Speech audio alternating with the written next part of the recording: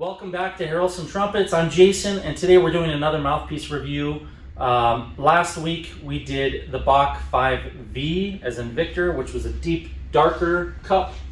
The next one is this one right here.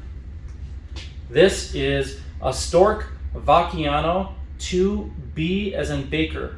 Okay, so the 2B, and I probably should have cleaned it before I'm going to play it because it looks kind of gross. All right.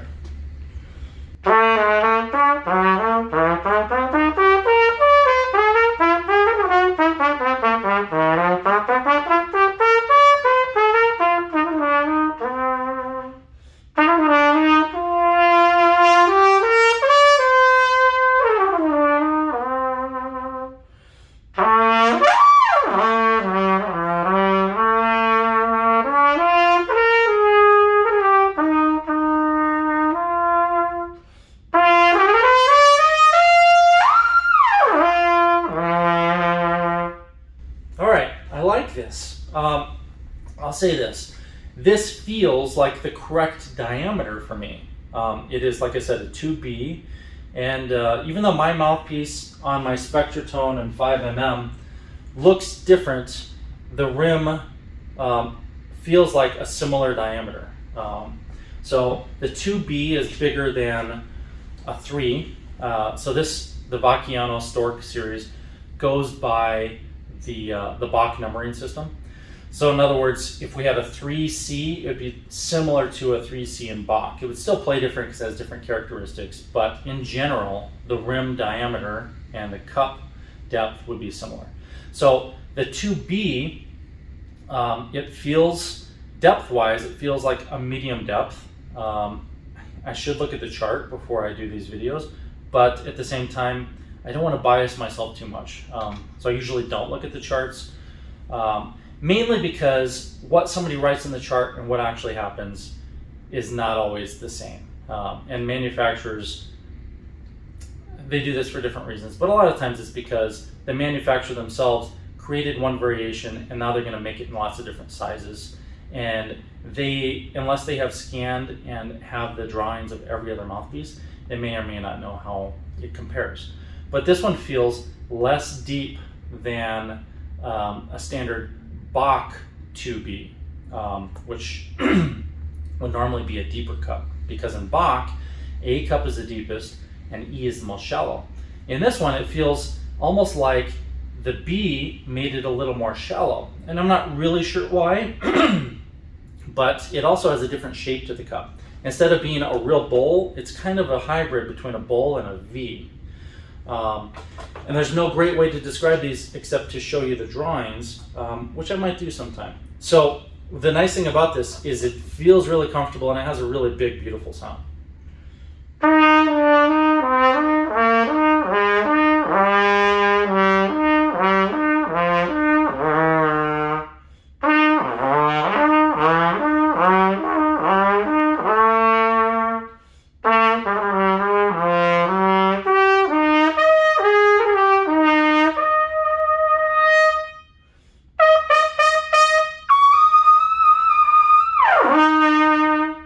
Feels nice. It sounds nice. It has almost a tone that is not as rich as a standard Bach mouthpiece because the cup is not the same depth. But at the same time, it's almost like this hybrid thing where it sounds a little bit commercial and a little bit classical at the same time.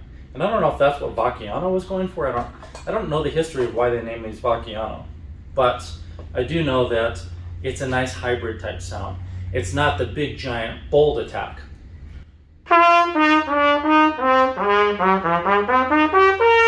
It's more of a softer, warm attack. And I'll give you an example here. Let's see, somewhere I have a Bach. What do I do with it? Okay, so here's a Bach 2C. All right, a megatone. Listen to the difference in the attack.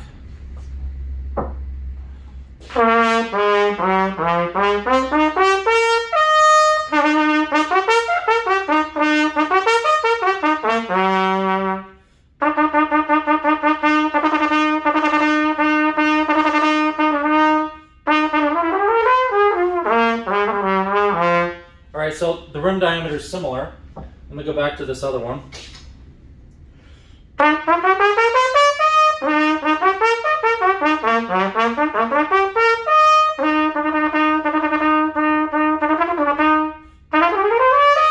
So the Vacchiano Stork mouthpiece doesn't have that real big, bold, harsh attack. If you're playing real crisp, articulate stuff in the orchestra, it might not be the best option. Ironically, even though it says Vacchiano, right?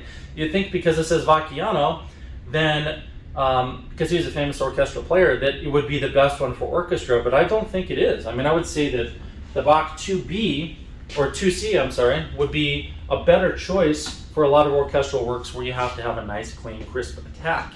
This would be a better mouthpiece for all-around playing, like jazz and classical and quintet, whatever else. So let me play one more time.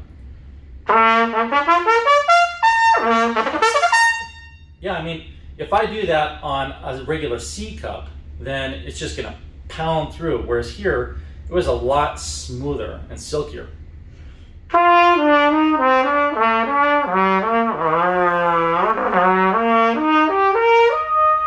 Yeah, it's got like a silkiness to it. I guess that's how I describe it. So that is the Stork Vacchiano 2B as in Baker. Thank you for watching. Like I said, we'll be going through all of these mouthpieces. And if you're interested in one of these mouthpiece displays to hang your mouthpieces on the wall, just remember those are going to launch in June on our website. We did the Kickstarter, sold a whole bunch, and now they'll be available to everybody else. The other thing is, if you want to learn more about how to play trumpet and you want to really master learning trumpet so that you get good at learning quicker, so you can learn stuff, any new piece of music faster, or just learn more techniques more quickly, then you might consider Trumpet Momentum. That is our learning series, and that is on YouTube. So if you go to Hear Awesome Trumpets on YouTube, which most of you are watching right now, you can click the join button. There's a beginner, intermediate, and advanced levels. I highly recommend the advanced. If you guys do that for a full year, you're probably going to skyrocket in terms of your improvement, as long as you follow all the lessons. But basically, you'd be taking lessons from me, and I would be helping you from the beginning all the way to the end of that system, helping you understand how to take that information and make the most of it the rest of your life. So it's not something that takes you from point A to point B, but instead it teaches you how to learn faster, and it teaches you how to learn brass instrument fundamentals. So check out Trumpet Momentum. You guys will probably love it. For those of you who want to be first chair or just want to excel in whatever groups you're in, I'd highly recommend it, and it's way cheaper than taking lessons from me, which are normally $150 an hour. So, all right, I'll see you guys next time.